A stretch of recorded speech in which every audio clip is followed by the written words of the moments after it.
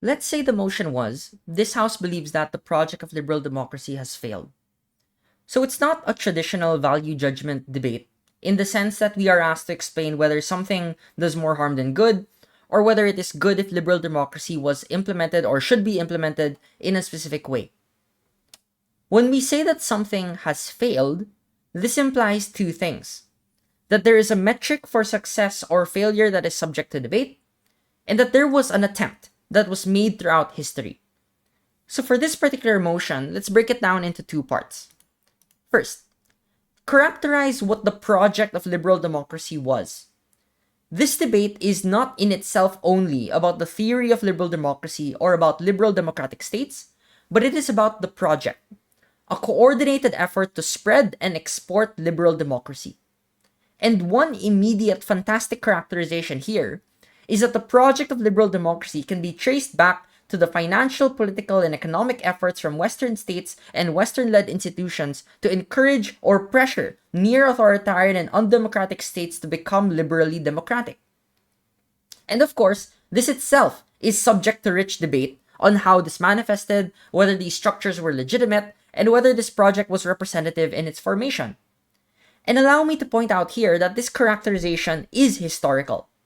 Of course, there is an ongoing effort to spread liberal democracy that continues until today, or persists until today in some way, but I would argue that it is more critical to explain how we came to the state that we are at today from the past actions of before.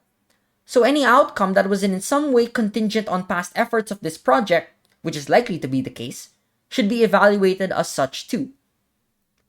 Second, the debate is designed to be a framing battle on what success and failure likely is constituted by, in the same way that more harm than good debates also meaningfully debate the terms and conditions by which we evaluate what is severe harm.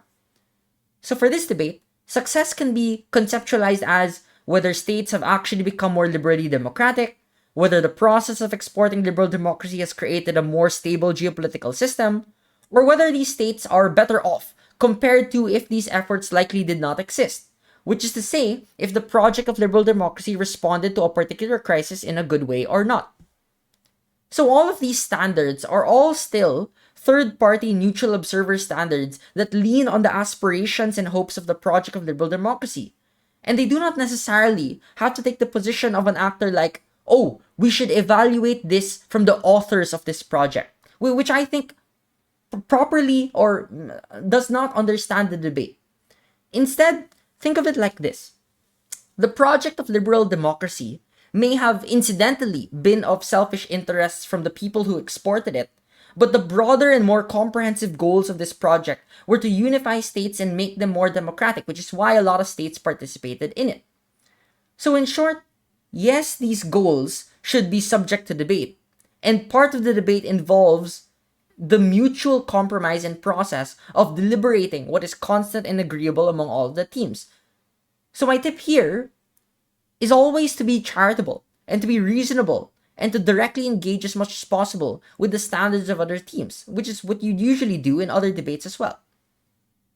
And lastly, this debate does not necessitate a model for a counterfactual, which is to say that government does not inherently have to defend communism or authoritarianism or dictatorship.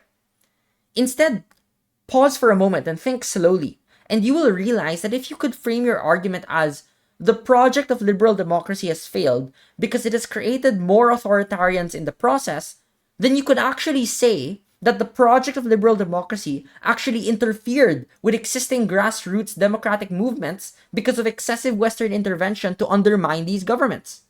And so my short answer here again is yes. You have to still talk about what gap or void the project of liberal democracy was attempting to fill in, and so it should always be connected to the motion as much as possible to what becomes mutually exclusive, because that discussion is inseparable from the discussion of the project of liberal democracy.